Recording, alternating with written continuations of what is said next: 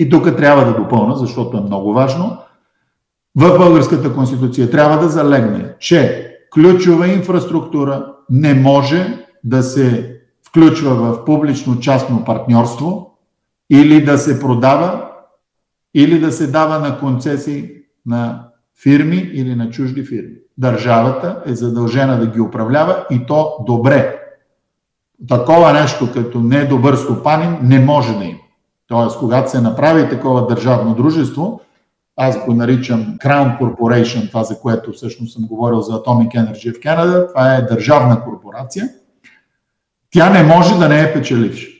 Тоест, ако не е печеливша, сменяте президента или директора на корпорацията, докато е печеливша.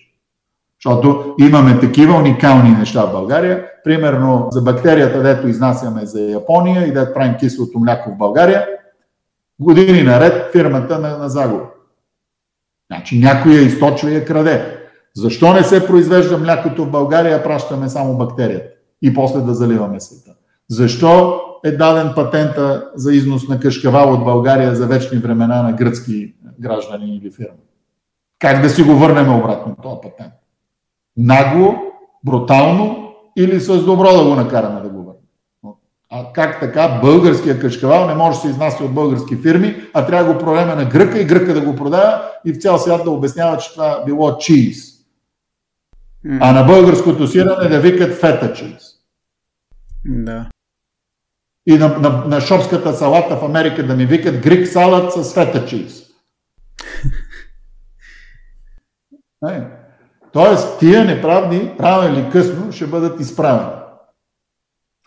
Така че, това, за което ви говоря, е едни елити, не от десетилетия, не от столетия, а от хилядолетия, се обучават и образоват в това как да манипулират хората, как да получават максимални ползи за тях, гледат на хората като на животни, включително думи на Ротшайлдса, вие имате ли нужда да се показвате на кучето си?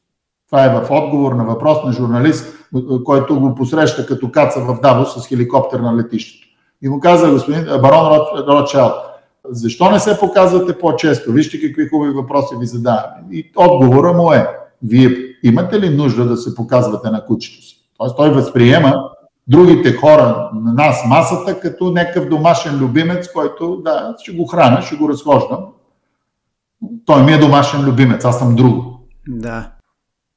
Този менталитет, рано или късно, от тия хилядолетия ще бъде счупен и пречупен по някакъв начин. И затова ние даваме този инструмент на пряката демокрация. Пак елитите и най-добрите ще водят държавите, но хората и масата ще имат контрол върху тях. И това няма да остане ограничено само за България, бъдете сигурни, че ще се развие на много посоки.